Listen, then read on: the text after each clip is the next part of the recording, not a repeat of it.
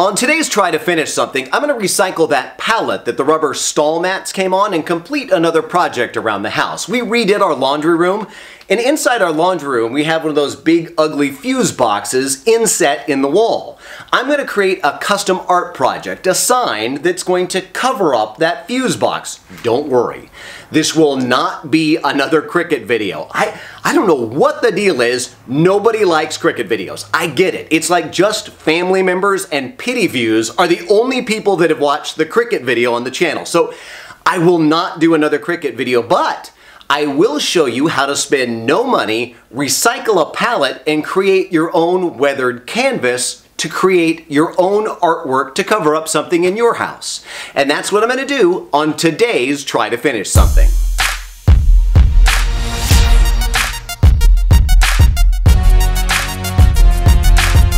So here is that ugly panel in our newly remodeled laundry room that my wife would like covered. The pallet that the stall mats came on will be perfect for my distressed laundry sign.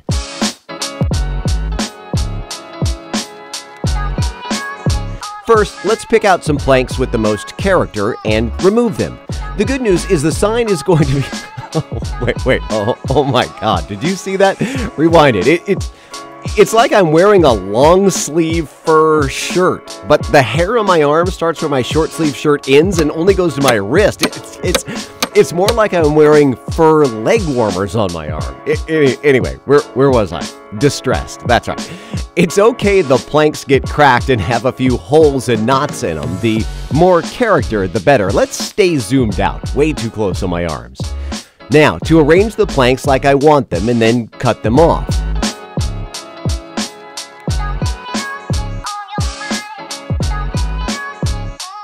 I will cut some of the narrow planks in half and use those to secure and connect the main boards along the back with brad nails and glue.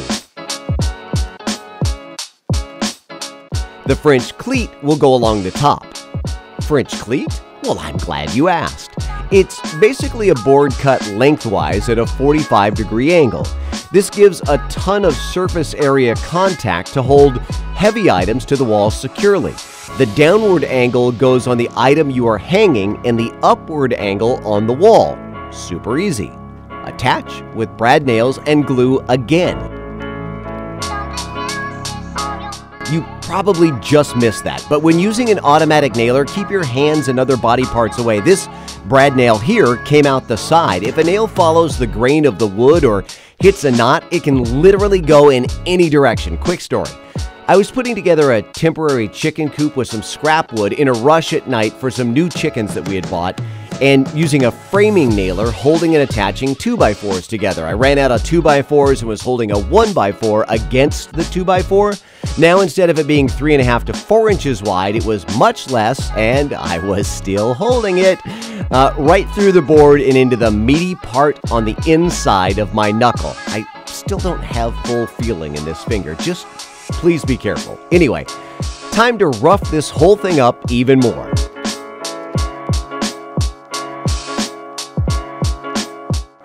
Then give it a coat of black paint first,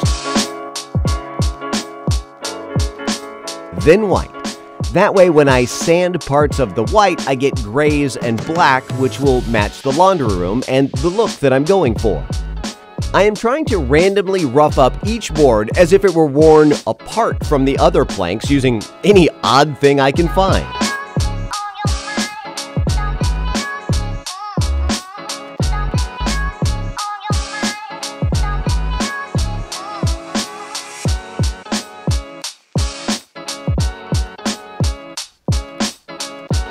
Now to hang it. First, let's level the upward-facing cleat. Hey look!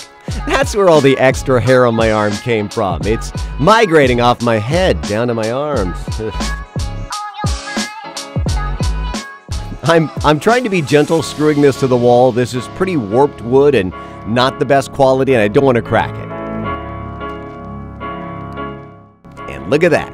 A blank canvas to put whatever artwork you would want on it. Again, I'm going to use the Cricut, but I wouldn't dare show you on here. Thanks so much for watching and hope this gave you some ideas.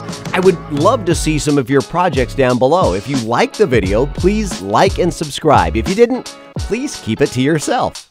I'll see you next time as we try to finish something.